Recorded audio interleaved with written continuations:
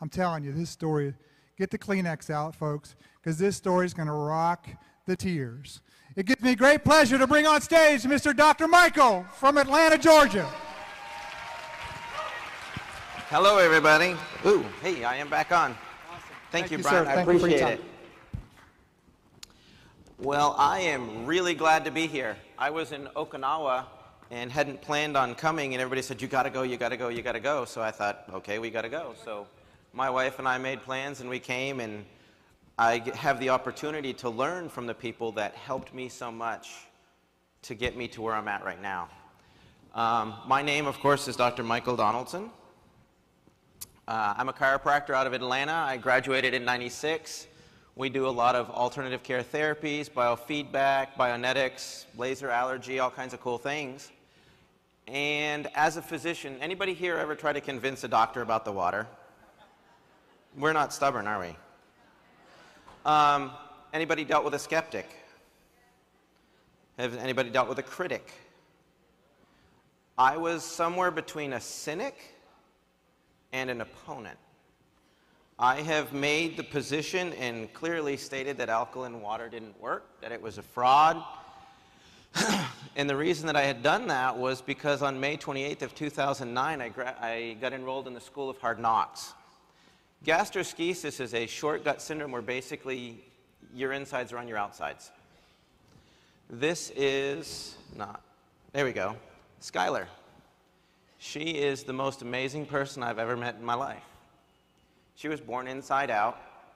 Everything from her stomach had gotten hung up on the outside, and her intestines, liver, pancreas, spleen, large intestine, small intestine, right ovary, bowel were all on the outside. And when you think things can't get worse, the intestines burst. They did 8 weeks on a colostomy, 8 weeks reversing it, getting the bowels try to work. Lexi is probably the best big sister in the world because every day she'd go to the hospital. We spent a year at Scottish Rite's Children's Hospital in Atlanta. I can get you any floor, any department on my cell phone. They knew us very, very well. And then when things started to get better, it makes a beautiful child. We talk about dehydration like it's some slow process or it's some insignificant thing. You go from this to this in hours. According to what the doctors that you're talking to know, you get most of your water through the bowel.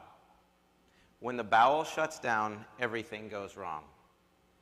We went numerous times to Scottish Rite, and I'd say, it's Michael, I've got Skylar, she's in acute dehydration. And when you go to a children's hospital and all 4 emergency room doctors and the whole staff surround your table, and they leave the lady at check-in, it's a bad day. She got better. They ended up putting this thing that's called a Mickey button. It's not a Disney souvenir, it's a port in her intestines. That port was on a continuous force feed. That means she was fed 7 days a week, 24 hours a day. And every morning when we woke up, just imagine what comes out the other end and is dripping across the beds, the pillows, the stuffed animals, the floor. And you took a shower with that to rinse her off every day. The water had an impact on me that you can't even imagine. So because of this, I wanted to find out the best way to hydrate. I looked up every kind of water alkalizer, ionizer, you name it. I've used the Jupiter, the Melody, the Microlite, the Royal, the Aqualive, the Valera, the Ion, and they had abysmal results. And I concluded that basically it was a scam and it didn't really work. I can explain to you the research why the stomach neutralizes the pH and why it can create calcification. What I can't explain to you is why in 6 months I got this on Kangen water. Now, a little more background. Bless Amy Tyler's heart, because she walked into the office of an opponent and a cynic that was extremely well educated and wrong. I actually tried the water under duress. We had 6 or 7 people come into our office and try to pitch it to us. And honestly, we have so many people trying to pitch us so many things, it gets annoying. And I had tried all the water ionizers, and I knew. And we had some tests run. Long story short, Skylar was in failure to thrive, hemorrhaging from the bowel, unknown bleeding, anemia, you name it, it was a bad day. And she's laying on the table as I get this phone call. And so as a chiropractor, you know how we adjust your neck, right? I'm trying to regroup from this note, and Amy pops up and goes, Dr. Michael, Skylar doesn't need to suffer because you're too stubborn to try the water.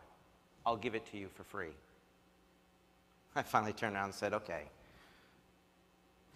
In my mind, I was like, God, she's here for this, so it means something. I'm going to sit down, but I'm standing up on the inside.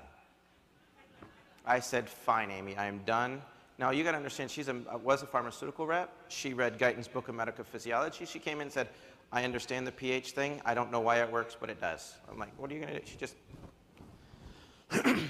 So I'll try your water, and then I'll run the tests, and I will prove to you that you are wrong, that I am right, and then you have to promise never to bring it up again.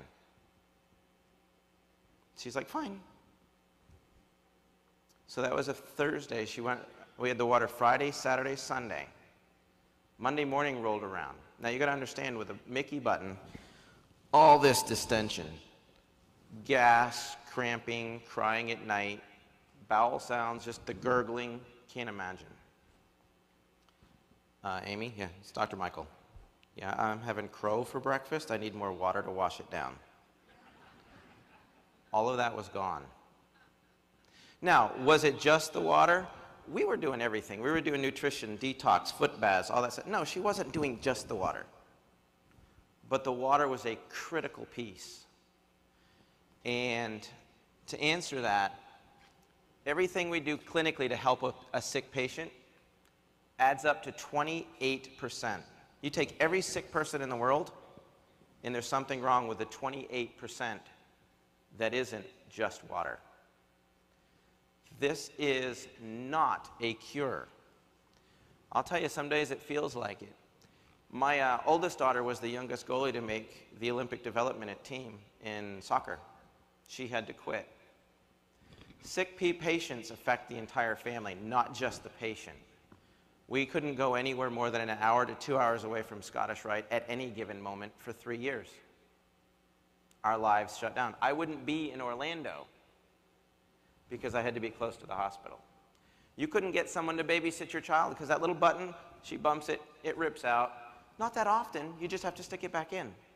Anybody want to babysit that? Yeah, I didn't think so. It's not a cure, it's just science. It can save your life. But if you don't make healthy choices, your health benefits are going to be short-lived. It gives you the best possible 72% of your body to work with. That gets nutrition in, toxins out, increases energy, health, and healing. What I had to figure out was, as hard as I researched, why was I wrong? Simple. Your body's a saltwater aquarium. If you never change the water or get the filtration system going, you get a dirty aquarium and your fish die. Patients walk into our offices and this is what they've got. Coke, tea, coffee, GMO foods, you name it. So what we ended up doing was going, okay, so let's start with a basic process. How do you get this cleaned up? You get it cleaned up through cellular respiration. That's the means which you get good stuff in, oxygen and nutrition, and get the bad stuff out, CO2 and toxins. What's the mechanism by which this works? Hopefully you can see the yellow line around the outside and all the H positives? Can you see that? I don't think I have a pointer. Nope, I don't. Anyways, that hydrogen is extremely important. When you do a detox foot bath, what it's doing is increasing the hydrogen potential on your cells so that it can pulse to get stuff out. The other thing that we discovered was what's called an aquaporin. That's that little green thing in the middle. It's a high-speed hydrating mechanism. It's the plumbing system for water in your cells. It will transport glycerol, CO2, ammonia, urea. It will take hydroxyl, hydrogen across that membrane. But it only does it in a single file. which means it has to be really dispersed to go through that hole. The other thing is it's completely impermeable to charged particles. That means that that hydrogen ion with that charge gets stuck on the cell membrane, energizing it so it can pulse harder. When I say pulse harder, think like a jellyfish. If you've ever had an MRI, they introduce a charge and a spark, and your cells pop open. They do it again, your cells collapse. They take a picture, the computer generates an image. That's how an MRI works in a real basic standpoint. This is what goes on in your cells. Your cells will pulse. That red circle with the 6 in it's the aquaporin. There's hemoglobin in there. And you can see how as it closes, CO2 toxins will pulse out, oxygen and nutrition will go in, toxins out, nutrition in. Well, when water clusters, clumps, gets bound up in what we have referred to a lot of times as the macrocluster, the 16 to 25 molecules, it can't fit in that little hole. So why did all the other ionizers not work? Because they don't actually ionize. If you think about water like this, take a cluster of grapes and I want you to put them into that jug. Can you cram that whole clump in there? No. But if you take them all off and separate them out, you can funnel them right in. That's kind of the process that this works by. And it's considered the ionization aspect. Ionization with oxidation potential is the ORP. I included this chart because it's not alkalinity. This water is not alkaline water, it's alkalized water. The alkalinity is introduced to it electrically, not by the adding of calciums. Anybody ever done the chem test and it's like you do the pH strips and it doesn't work? Well, what happens is I did that because I'm a doctor and that's what we do is pH strips. They're chem strips. Well, if you start with a certain type of water, you run it through the machine, it doesn't change on those strips because you haven't added calcium, magnesium, and all the other stuff to it. It was already in the water. When you do the pool, you're like, oh, we need to add more stuff.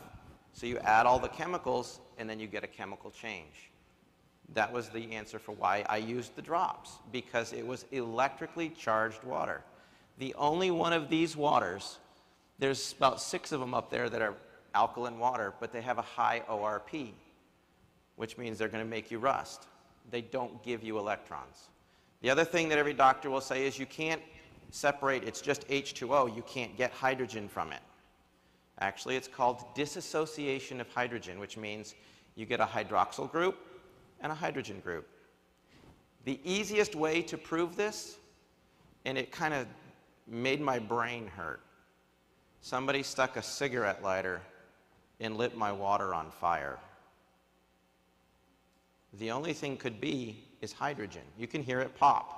If you go to my Pinterest page, you'll see that there's a video where the guy does it, and I do it in my thing. Well, okay, you shouldn't be getting hydrogen out of a filtered water, so it must not be just filtered.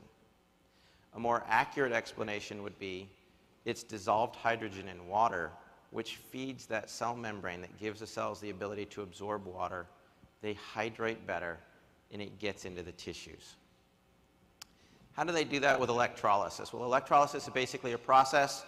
You have an electrolyte, which happens to be the water. You have current. You have plates. And some equation spits out. I'm a doctor, not an electrician, so I called a master electrician and said, explain this to me. He said, it's really simple. You need enough power and amperage and enough surface area to affect the materials you're working with. I said, I can work with that. So I started going to the different websites, and sure enough, I got an equation. So here's where those things come from. Those 25 dots over there represent the cluster of water. When you get a lightning strike or enough power on those plates, which is in the SD501, it will take that big cluster and separate it out. It energizes it like a static electricity charge. The more charge it has, the more it separates the water, because the water will actually bounce away from each other. This is not accurate. It is a representation. 8.5 breaks the water down to a certain level, and it releases a certain amount of hydrogen and a certain amount of hydroxyl. That's where you get your difference in charges. That's why it changes the pH. Some of the water molecules will actually disassociate. The more power you use, the more it disassociates. The more it disassociates, the more hydroxyl and hydrogen you get. So if we look at 8.5, we get 4 little clusters of, say, 6 molecules. If we do 9.0, it would be 5 molecules of 5. 9.5 would have 6 clusters of 4. 11.5 could have 12 clusters of 2. Again, that's not specific.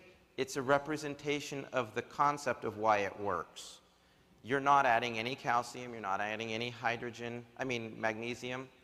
You're simply creating more dissociation, and the energy in the water bounces off each other, so they tend to repel each other and they don't stay clumped together.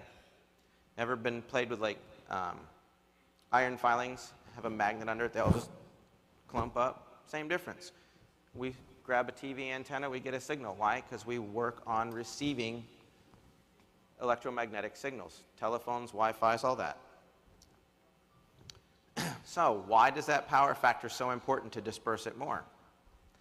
Potential electrolysis units is basically a combination of power multiplied by the surface area of the electrode. So you take watts times amps times the surface area. It gives you what's called a PEU. So the SD501 has 230 watts, 2.5 amps, and 466 inches of surface area for the plates. That gives you a PEU of 267,950. Yeah, it's a big number. However, I went to Alkaline Water Plus and started to look at all the power supplies. Because if it's electrolysis and they're doing this with energy, you take 110 watts, a half amp, and the average Korean mesh plate replacement has 117 square inches, you get 6,435 PEUs. That is roughly 2.4% of the power generated by the SD501. Well, if it doesn't have enough power to separate the molecules, you got to add calcium and magnesium, which was that research paper done by doctors that says it can lead to calcification of the arteries in the heart, because they're adding that in. They didn't use the SD501. Why? Well, if you had a $5,000 budget to buy machines, you buy 5 machines and roll with it. You don't buy one. Interesting note, those free electrons that we were talking about, 1 amp, and I had forgotten about this, was 6.24 times 10 to the 18th power. That means times 2, so it's like 15.7 to the 18th number of electrons that are being freed up and used with this machine per second. That's where your electron donors come from. It's just doing a rapid and phenomenal job. When you do that online comparison, look at the power line, compare power to power, unit to unit. Don't compare a 230 watt unit to 110. Have your people, this is a competitor's website, and you go right across, and there's 110, 110, 110, 110, a half amp, amp. Oh, there's one for 230 and 2.5 amps, and you go all the way to the top, and it says SD501. It doesn't work like any other machine. Everybody knows the Otto Warburg issue. The bottom line is, if you have a reduction of oxygen, you'll shut down the mitochondria. Well, as you release the hydroxyl and the hydrogen and you create and saturate the tissues with more available oxygen, you don't shut down the mitochondria. That's what leads to all the other health issues, not just cancer. Antioxidants, that's the OH and the H. They work as a hydroxyl free radical scavenger, gets all the issues. Well, what will rust in your body in an oxidized environment is your hemoglobin.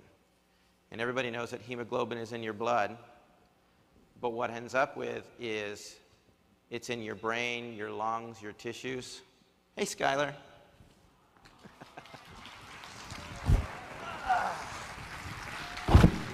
She wants her daddy.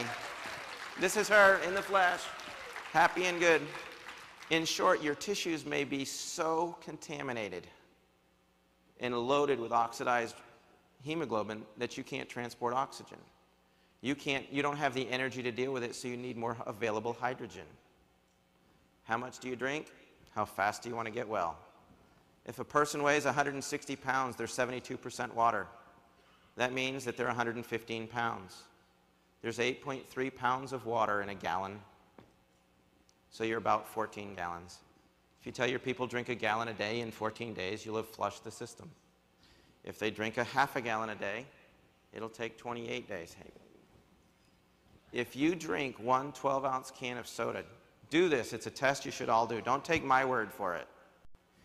Take a 5-gallon jug, fill it with 11.5 water, and start pouring in a can of soda. You kill it all.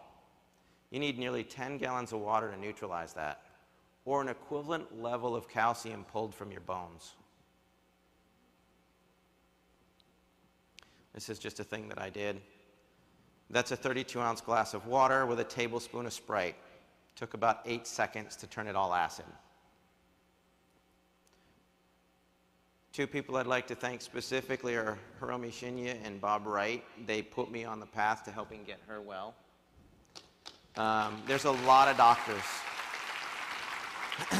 Dr. Kareen has become a great friend. She was in Atlanta. We spoke a lot. You know, the hydration issues. People, when they want to talk about doctors, don't let them Google anything. Send them to look for Dr. Hiromi Shinya, Ray Kurzweil, Terry Grossman, specifically Dr. Timothy McKnight, who I'm really excited to hear speak. The skeptic, like I said, I was a defining end.